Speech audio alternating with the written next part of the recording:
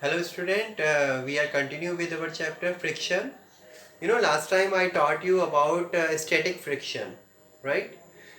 Today I am going to tell you about two type of friction like rolling friction and sliding friction. कई बार हमें force को अपने effort को कम करने के लिए रोलिंग और स्लाइडिंग फ्रिक्शन का यूज़ करना पड़ता है. So how will we use it, you know and I am sending the PDF file also in which you will draw the diagrams also, right? जिसमें आपको डायग्राम भी ड्रॉ करने हैं जो मैं आपको प्रॉपर PDF में दे रहा हूँ.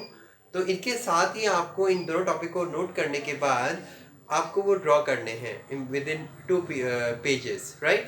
So what we have in the sliding friction, it comes into play whenever an object moves along the surface of another object.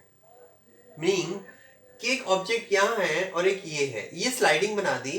तो इस स्लाइड के थ्रू, जैसे स्लाइडिंग होती है ना, मीन्स जैसे वाटर पार्क में स्लाइड करते हुए ऊपर से नीचे की तरफ को आते हैं, तो उससे जो ऑब्जेक्ट हम यहाँ से यहाँ तक क्या कर रहे हैं, ढलान की तरफ नीचे की तरफ मूव कर रहे हैं, तो वो ऑब्जेक्ट जो है स्लाइडिंग फ्रिक्शन कहलाता है.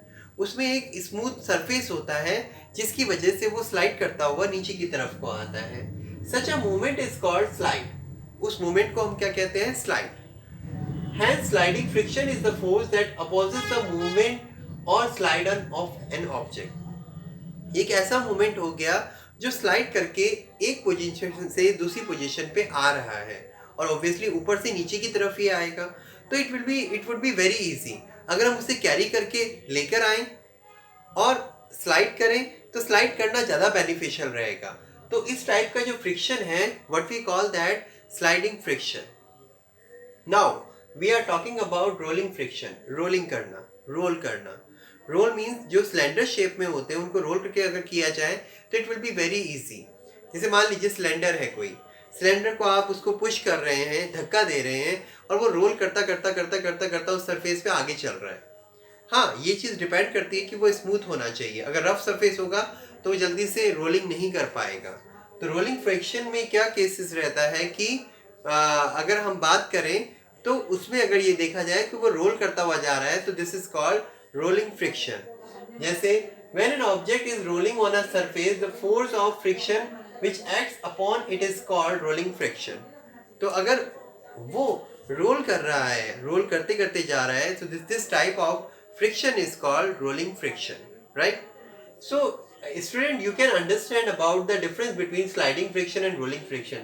स्लाइडिंग में वो ऊपर से लेके नीचे तक स्लाइड करता हुआ जा रहा है. मेनली तो हमने सरफेस की बात भी करी. अगर वहाँ पर सरफेस रफ है तो it is very difficult to push that, right. अगर वो सरफेस स्मूथ है तो इजीली उसे स्लाइड करना इजी हो जाता है. इसी तरीके से रोलिंग फ्रिक्शन में भी यही पॉइंट आता है.